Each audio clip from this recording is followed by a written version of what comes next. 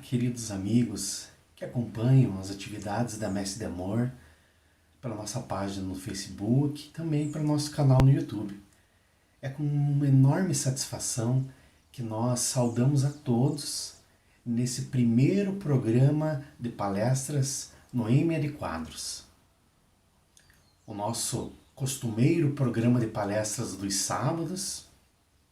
Nós temos uma imensa alegria em recebê-los mais uma vez nesse programa. Nós pedimos licença para adentrarmos aos vossos lares, para que nós possamos conversar a respeito da doutrina espírita, a respeito de questões da vida à luz da doutrina espírita. Vamos primeiramente, então, elevar os nossos pensamentos, pedir o amparo dos benfeitores espirituais que nos assistem nessas atividades. Pedir a nossa benfeitora, Noêmia de Quadros, que nos inspire, nos ampare neste momento. Também pedimos a permissão do nosso Mestre Jesus para que iniciemos mais uma jornada anual de trabalho, de estudo, de reflexões sobre o seu Evangelho à luz da doutrina espírita. Que neste momento possamos todos nós estarmos mais aconchegados ao coração dos benfeitores espirituais, mais aconchegados ao coração do nosso Mestre Jesus. Que assim seja. Queridos amigos, então, para iniciarmos o ano, trazemos hoje reflexões a respeito da paz. Mais especificamente a respeito da paz que nós almejamos, da paz que nós anelamos. O benfeitor Emmanuel diz em uma de suas obras que é indispensável não confundir a paz do mundo com a paz do Cristo. E essa afirmativa do benfeitor, ela é realmente muito significativa e importante, porque se nós confundirmos o sentimento de paz com as coisas do mundo, nós corremos o risco de estarmos correndo atrás das coisas erradas, das coisas que não vão nos trazer a paz do Cristo, que é a paz que nós vamos comentar a respeito hoje, sobre qual é essa paz, como nós conseguimos almejar essa paz, como melhor dizendo, né? Como nós conseguimos alcançar essa paz. Existem mecanismos aqui na Terra, mecanismos evolutivos, que são utilizados para a aquisição das nossas virtudes, para a aquisição da paz. E é sobre isso que nós vamos falar um pouco hoje. Então, iniciando também com o benfeitor Emmanuel, ele diz assim, no livro Fonte Viva, capítulo 88. Ele diz que para grande número de nós, crentes religiosos da humanidade, a alegria é o interesse imediatista satisfeito e a paz é a sensação passageira de bem-estar do corpo de carne, sem dor alguma, a fim de que possamos comer e beber sem impedimentos. A paz do mundo. O benfeitor diz que para nós ainda nós confundimos a paz, né? Se numa outra obra ele diz que é indispensável não confundirmos, aqui ele traz um fato para nós, que grande número de nós confundimos a paz através dos interesses imediatistas E nós também confundimos a paz como aquela sensação passageira de bem-estar do corpo físico. E nós vamos ver que a paz verdadeira, ela, como diz o benfeitor Emmanuel, né, a paz, a serenidade que a paz traz, ela significa trabalho divino, a caminho da luz imortal. Olha, então a gente vê que não tem nada a ver com questões externas. Esse trabalho divino é no nosso íntimo, no íntimo do espírito. E ela é trabalho divino a caminho da luz imortal. Então, no seu aspecto mais genuíno, a paz é um sentimento que nós desenvolvemos no íntimo, no âmago do ser. Não está relacionada absolutamente com nada que seja externo. Isso é muito importante dizer. Muito importante. É claro que a saúde física, os recursos amoedados, nós possuímos um conforto no lar e isso nos traz um sentimento de tranquilidade. Mas, como diz o benfeitor Emmanuel, este sentimento de tranquilidade ele se mescla com questões externas, questões do corpo físico. E hoje nós estamos falando da paz que nós almejamos. Nós, espíritos imortais, não nós encarnados apenas, mas espíritos imortais. E não por outro motivo, Jesus elencaria entre uma das bem-aventuranças a paz. Na sétima bem-aventurança, anota o evangelista Mateus no capítulo 5, versículo 9. Bem-aventurados os pacificadores, pois serão chamados filhos de Deus.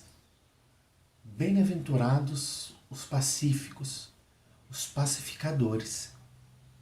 Bem-aventurados, né? Bem-aventurado, numa linguagem atual, seria feliz, abençoado aquele que é um pacificador. E para entendermos um pouco mais sobre a paz, vamos adentrar um pouco mais também nesta bem-aventurança. Nós trazemos um autor que não é espírita, porém, encontramos referências ao trabalho dele na tradução de Haroldo Dutra Dias, do Novo Testamento, editado pela FEB, que é Kenneth Bailey, um grande pesquisador, um americano que deu aula e morou durante mais de 40 anos no Oriente Médio e ele dava aulas na Universidade de Jerusalém.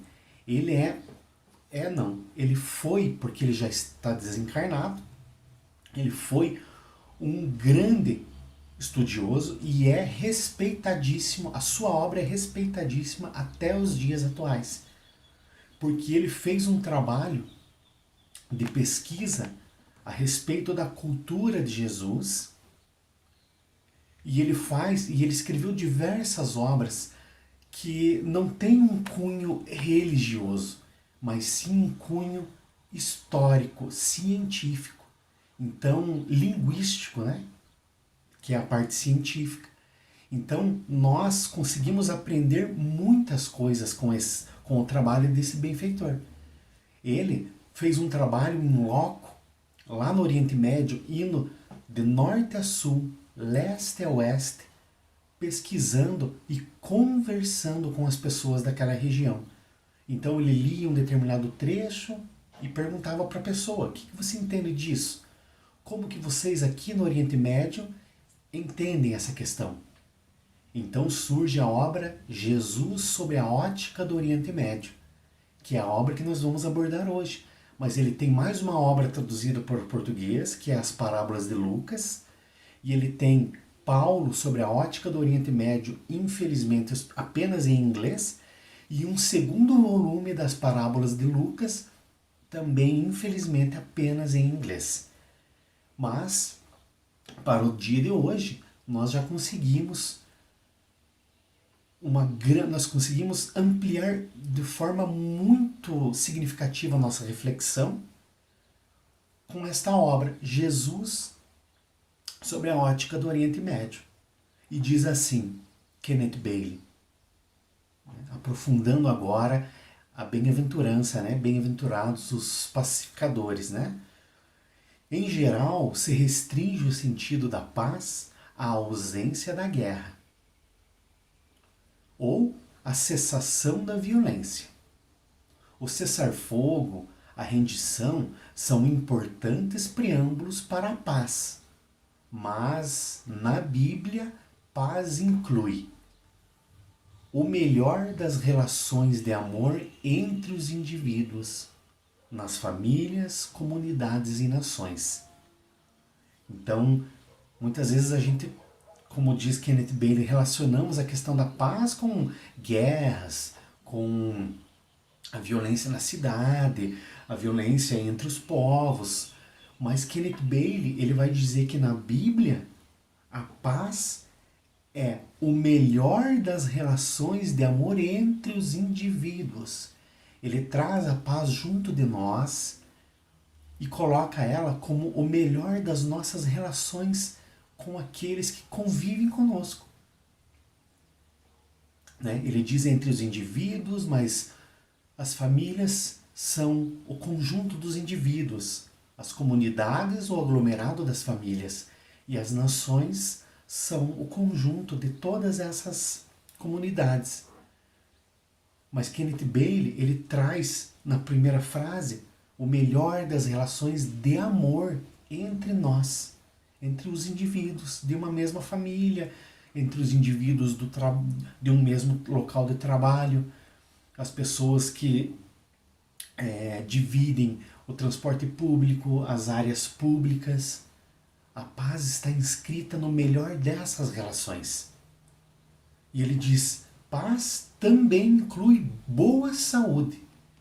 Isso é interessantíssimo, porque lá no Oriente Médio, ao tempo de Jesus, eles já entendiam paz como boa saúde. E não é o que a própria ciência nos diz hoje? Que a pessoa que é tranquila, que é uma pessoa que tem um temperamento ameno, que ela não se estressa por qualquer motivo, é uma pessoa que não vai ser acometida de uma gastrite nervosa, não vai ter problemas de insônia, não vai ter problemas de pele, com questões nós sabemos que questões de ansiedades, transtornos de ansiedade gravíssimos trazem problemas graves de pele, né? Várias doenças autoimunes que nós desenvolvemos por causa do nosso temperamento agitado. Então, ao tempo de Jesus, eles já sabiam que paz inclui boa saúde.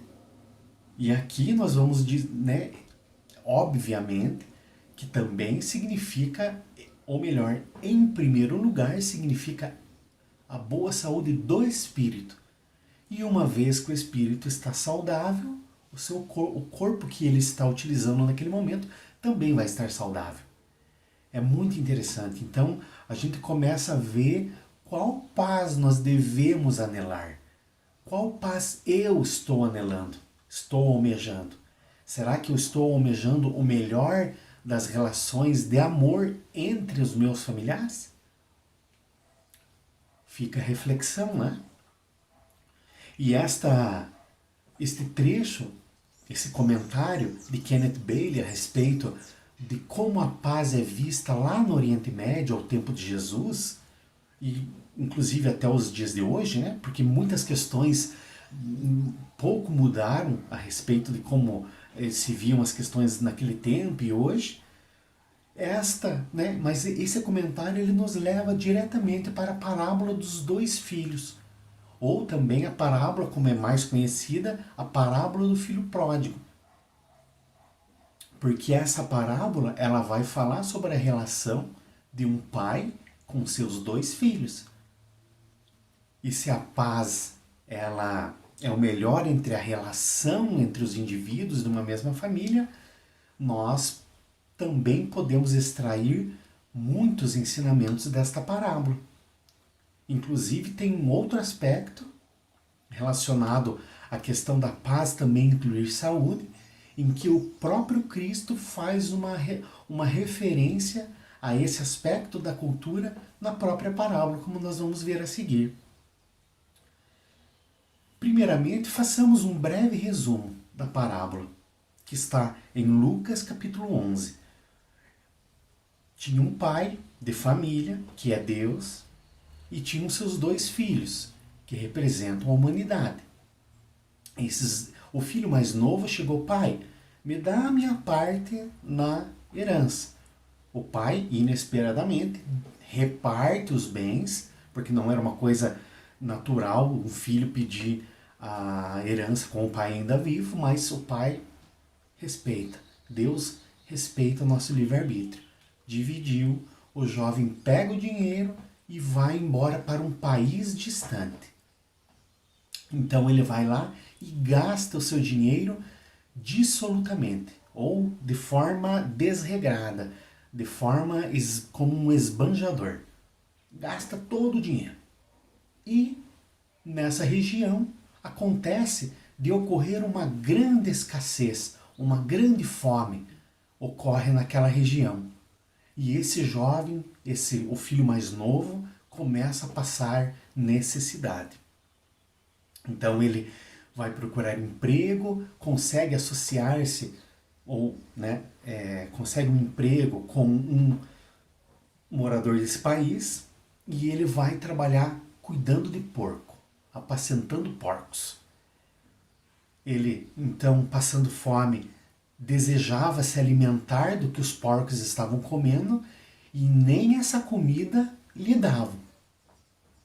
Então, esse jovem, depois de tanto sofrer nessa questão, nessa situação, ele pensa: puxa vida, eu estou aqui passando necessidade e lá na casa de meu pai, quantos assalariados, quantos servos dele não têm abundância de pão? Pois eu vou me levantar e vou até o meu pai.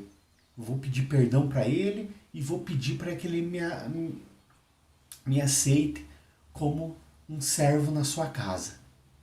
Então esse jovem vai, inicia essa jornada e volta para a casa do pai. Mas nós já vamos agora destacar uma frase interessante que está no versículo 27, porque diz assim, que quando o jovem chega, o pai abraça ele, beija, chama, manda matar um boi, porque ia ter festa. Eles iniciam tudo, e o filho mais velho chega então do trabalho, pergunta para um servo: viu, mas o que está acontecendo? Daí o servo diz assim: o teu irmão chegou e teu pai sacrificou o novilho cevado, porque o recuperou saudável. Olha a referência que Jesus faz ao compor esta parábola com a paz. Porque nós não vimos com Kenneth Bailey agora mesmo que paz também inclui boa saúde? Imagine, o jovem estava passando fome, estava numa situação complicadíssima, nem comida, estava descalço, sem nada, faz uma viagem de um país distante para a casa do seu pai. A última coisa que se esperaria é que esse rapaz estivesse saudável, Mas Jesus, ao compor a parábola, comenta que o servo disse ao irmão mais velho que o seu pai sacrificou o novilho cevado porque recuperou o seu irmão saudável. Então nós concluímos o quê? Que este jovem, ele foi recuperado pacificado. Esse jovem estava em paz. Quando o pai o vê de longe, ele se compadece. É uma outra frase. Estando ele ainda longe, seu pai o viu e compadeceu-se. E é curioso, porque se ele estava saudável, por que o pai se compadeceu? O pai, que é Deus, se compadeceu aqui na parábola, porque ele sabe que muitas vezes o processo de pacificação precisa passar por situações dolorosas, por situações desafiadoras.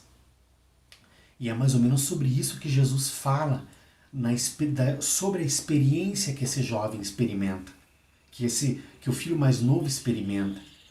E agora nós queremos falar um pouco a respeito desse processo de pacificação que esse rapaz passou. Nós poderíamos dizer que esse processo de pacificação ele se deu de duas maneiras. Ou melhor, ele se divide em duas partes, melhor dizendo. A primeira é o sofrimento que ele experimenta, o que o chamou a atenção para refletir a respeito da sua vida foi o sofrimento que ele sofre causado pela sua invigilância. Né? Porque ele estava lá passando a necessidade, estava num emprego humilhante, porque para um hebreu, para um judeu, cuidar de porco seria humilhante. E quando Jesus enfatiza dizendo que nem a comida dos porcos estavam querendo dar para ele, Jesus está dizendo que a situação desse rapaz era extremamente dolorosa, devido à sua invigilância, porque ele tinha vários recursos na sua mão e desperdiçou. E nós, quantas vezes desperdiçamos também os recursos que nós temos, que ganhamos de nosso Pai, a começar pelo recurso do tempo, todos os dias, com exceção do nosso último dia na Terra, mas todos os dias são depositadas 24 horas na nossa conta. Todos nós temos o mesmo tempo e muitas vezes, ao buscarmos, anelarmos a paz, que é a paz do mundo, porque inconscientemente todos nós, quando buscamos alguma coisa, estamos buscando algo de bom. Agora, se esse algo é de bom para mim apenas, se é algo de bom para a minha encarnação, ou se é algo de bom para a minha vida futura, isso vai depender de nós. Mas quantas vezes nós almejamos as coisas deste mundo, achando que a felicidade está aqui? Quantas vezes nós escolhemos as melhores escolas, as melhores coisas, a melhor casa, o melhor carro, fazemos grandes depósitos, grandes investimentos, grandes programas de preparação, de organização financeira para vivermos nesse mundo. E deixamos de lado o investimento que nós deveríamos fazer em nós para a vida futura, para sermos ricos lá no mundo espiritual e não aqui. Então nós vamos desperdiçando os nossos recursos, como fez o rapaz da parábola. Mas ele reconhece a sua situação, percebe o que ele tinha feito de errado e bola um plano. Olha, eu vou voltar para a casa do meu pai. E ele volta já, e aqui ele já estava com o seu íntimo alterado, porque ele não vai pedir para ser filho novamente, porque obviamente ele seria deserdado, né? Na cultura de Jesus, esse filho seria deserdado. E ele, sabendo disso, ele poderia ir lá e pedir para ser filho, mas não. Ele volta e pede para o pai, ele planeja pedir para o pai para ser um dos seus assalariados, para ser um dos seus servos, não como filho. Então ele já começa a demonstrar humildade. Então ele empreende essa grande jornada, que nós poderíamos dizer novamente que deve ter sido muito dura, simbolicamente, né, falando, lendo pela parábola, porque ele, sem se alimentar, sem recurso algum, ter que viajar de um país distante para a casa do seu pai, deve ter sido um sofrimento enorme. A ponto do seu pai, mesmo vendo que ele estava saudável de espírito, se compadeceu, porque ele sabia por tudo que o filho tinha passado. E nós, quando buscamos a paz do mundo, é exatamente isso que nós fazemos. É ir para um país distante. Nós nos afastamos de Deus. E nós, então, passamos pelo sofrimento que isso causa, porque quando nós nos afastamos de Deus, significa que nós estamos nos afastando da lei divina, e nós sabemos que sempre que nos afastamos da lei divina, nós geramos sofrimento e dor para nós mesmos. Então, esse jovem retorna através dessa viagem dificílima, né? Porque é interessante Jesus dizer que o jovem foi para um país distante, porque quando nós vemos uma cultura de um outro país, por vezes nós percebemos, nossa, olha como a vida deles é diferente da nossa, olha, eles vivem de determinada forma, e aí nós fazemos essa relação. E é justamente isso que Jesus quer chamar a nossa atenção, ao dizer que ele foi para um país distante, ele foi para um local estrangeiro, um local estranho, porque a vida com Deus é uma, e a vida sem Deus é uma vida completamente diferente. Mas nós podemos retornar para a casa do nosso Pai sempre que desejarmos. Mas é preciso muita humildade, porque para nós aceitarmos a nossa própria condição, muitas vezes de esfarrapados espirituais, é necessário muita humildade, muito sacrifício para recompor tudo que nós desarmonizamos ao nos afastarmos da lei divina. Por isso precisamos passar muitas vezes pelo sofrimento, pela dor, por experiências que nós aqui na Terra vemos como desagradáveis. Mas são essas experiências que pacificaram o coração do filho mais novo. E são essas experiências dolorosas que nós passamos que vão pacificar o nosso coração também. E todo esse processo do jovem se inicia com uma pequenina frase que Jesus diz na parábola, que é: mas caindo em si, olha, uma frase pequenina, mas caindo em si, o jovem percebe o que tinha feito, bola aquele plano de retornar para a casa do seu pai. E embora seja uma frase muito pequenina, contém um mundo de ensinamentos. É necessário cairmos em si.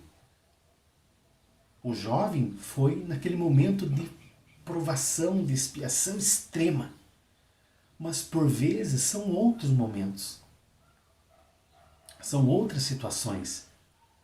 Por isso, Emmanuel diz que é trabalho divino. Empreender a paz, buscar a paz no íntimo, é trabalho divino, a caminho da luz imortal, a caminho de Deus, a caminho do mundo espiritual, das questões imperecíveis da vida. E nós precisamos cair em si, para que nós iniciemos esse trabalho divino. Mas daí alguém poderia perguntar: mas Maurício, é só através da dor? É só através do sofrimento? Não, por certo que não.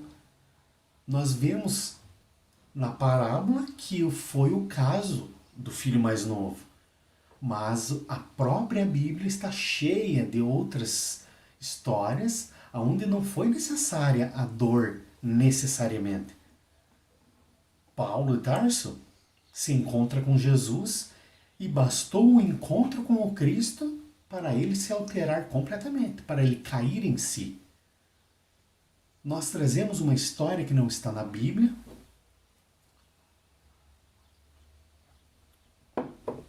Em verdade, essa história ela faz parte da cultura do povo budista, porque nós vamos falar da história de Ashoka ou Asoka. Nós encontramos historiadores falando essas duas, falando o nome desse rei dessas duas formas, Ashoka ou Asoka. Nós vamos falar Ashoka. Um nome estranho, né? Mas um nome lá da Índia. E conta-se, né? Essa é a história do terceiro grande rei da Índia.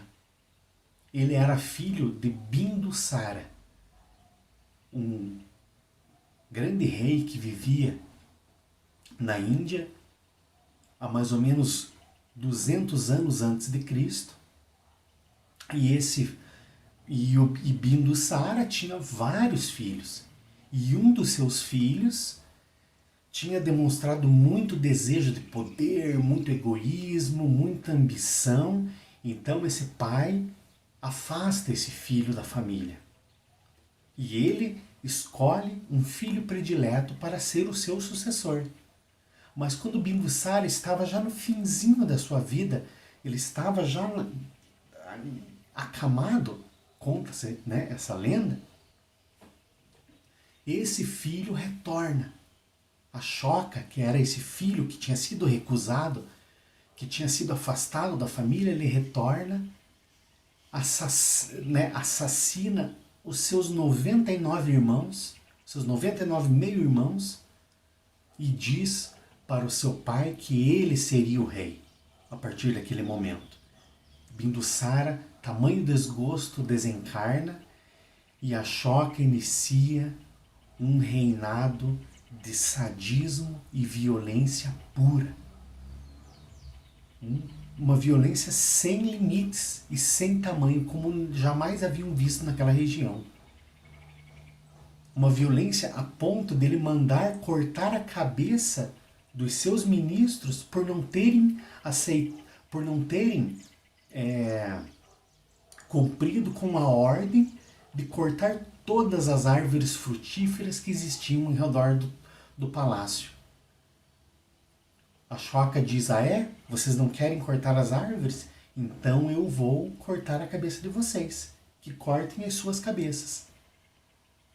Ele ficou muito famoso e era temido pelos povos da região, porque ele construiu uma prisão para aqueles que eram pegos, né, para os criminosos, mas também para os prisioneiros de guerra, que era a especialidade dessa prisão, ou melhor, ela foi criada com a especialidade de provocar todas as espécies de dor possíveis, imagináveis. Imagina? Então, os seus inimigos tremiam só de ouvir o seu nome. Então, Ashoka, com o intuito de unificar toda a Índia, que ainda não era toda unificada, ele vai então para uma província no sul chamada Kalinga e faz um cerco naquela região. Corta a alimentação, corta a água, aquele povo, aquele exército ficou sem comer, sem nada durante meses. E quando o exército então estava muito enfraquecido, Ashoka dá então a ordem para que o seu exército atacasse e diz que foi uma das guerras mais sangrentas que a humanidade já viu. Então Ashoka está andando pelo meio dos corpos dos combatentes daquela região que tinham morrido, tinham perdido a guerra. Perdão. Ele está andando, sentindo o seu triunfo, quando ao longe um homem, parecendo um mendigo, ousa se aproximar de Ashoka. Então ele vem se aproximando vagamente com uma túnica, com um cobertor, não uma túnica, mas um cobertor, Então a Choca diz para os seus soldados, não, tá tudo bem, deixa ele se aproximar, é um pobre coitado, um mendigo. E o homem diz assim, ó grande rei, mostre-me que você é realmente poderoso, porque um homem que é capaz de fazer o que você faz só pode ser muito poderoso. Então mostre-me que você é realmente poderoso e devolva a vida dessa criança morta. Devolva a vida apenas de uma criança. Aquilo foi um choque que aquele rei sanguinário sentiu no coração. Foi, nas palavras de Jesus, o cair em si de Ashoka. E ele, extremamente impressionado com a sabedoria daquilo que aquele homem tinha falado, ele que se sentia tão poderoso em destruir a vida de milhares, não era poderoso o suficiente para devolver a vida a um sequer, a uma pessoa sequer. E isso promove no coração de Ashoka uma grande mudança. Ele muda totalmente a sua forma de governar. Ele constrói vários pilares por toda a Índia, inclusive o primeiro nessa região onde teve essa batalha, pilares grandes com os seus decretos. E agora, meus amigos, vamos ver um homem que nessa lenda, nessa história, para que ele caísse em si, não necessitou da dor física, da necessidade, mas sim de ser chamada a sua atenção através de uma frase de muita sabedoria. O primeiro decreto de Ashoka foi: todos são meus filhos. Eu desejo bem-estar e felicidade para meus próprios filhos, como eu desejo para todos. E nesses pilares também estavam inscritos toda a história de terror dele. Mas não apenas a história, mas ele falando do remorso que ele sentia. Então nós vemos aqui que era um sofrimento moral. Ele, depois de cair em si, também passa por uma espécie de sofrimento, mas um sofrimento moral. E os Espíritos vão nos dizer no livro dos Espíritos que a dor moral é pior que a dor física. Porque a dor física, ela passa. Nós tomamos um medicamento, nós tomamos uma anestesia e ela passa. A dor moral não passa. E ele fala do seu grande remorso. Então, Ashoka proíbe o sacrifício de animais, proíbe a caça esportiva, ele acolhe os seus cidadãos, ou melhor, ele aconselha os seus cidadãos a serem gentis com os animais e com todas as pessoas. Ele planta árvores e constrói abrigos na beira das estradas para que os viajantes, quando passassem pela Índia, se sentissem em casa e tivessem aonde descansar, tivessem água para beber. Ele fez aliança com aqueles que tremiam de medo só de ouvir o seu nome. Governou a Índia por mais de 30 anos. E nesse tempo ele construiu escolas, universidades, hospitais e até asilos. Ele apoiava a educação das mulheres e não via motivo para que elas não exercessem o sacerdócio. E também ele pregava a liberdade religiosa e falava da importância de todas as religiões. Olha, isso é interessante, ó, instituiu a gratuidade dos cuidados médicos e garantiu que os remédios da época estivessem acessíveis a todos. Olha o íntimo, olha as atitudes desse rei. São atitudes de um verdadeiro pacificador, de alguém que está pacificado intimamente. Ele ordena a revisão de todas as prisões injustas e sentenças desproporcionais, e ele envia emissários por todo o Oriente Médio para ensinar a compaixão, a misericórdia, a humildade e o mais importante, o amor, a paz. E se o mundo conhece o budismo hoje em dia, diz a lenda que é graças a Ashoka, que envia esses emissários antes de levar uma mensagem religiosa, antes disso, para levar a compaixão, a misericórdia e o amor, a paz. Então essa é uma história de um homem que caiu em si de uma outra maneira. E nós? Será que nós estamos caindo em si? Será que o nosso momento de cair em si já passou? Ou ainda não passou? Será que nós não estamos desperdiçando a oportunidade de cairmos em si? Olha, cair em si é cair dentro de nós mesmos, no nosso íntimo. Será que estamos aproveitando essa oportunidade? Estamos iniciando um novo ano, mais 365 dias, agora um pouco menos, mas mais esse ano, para que possamos cair em si e corrermos atrás da nossa paz.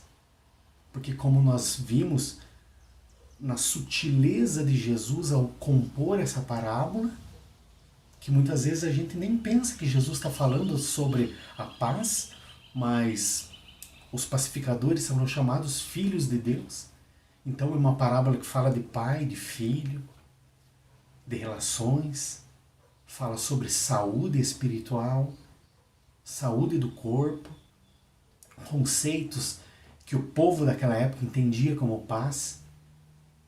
Então nós vemos que o cair em si é importantíssimo, porque ele nos levará à busca da paz do Cristo e não a paz do mundo, porque por vezes é difícil distinguirmos, embora seja imprescindível, como diz Emmanuel.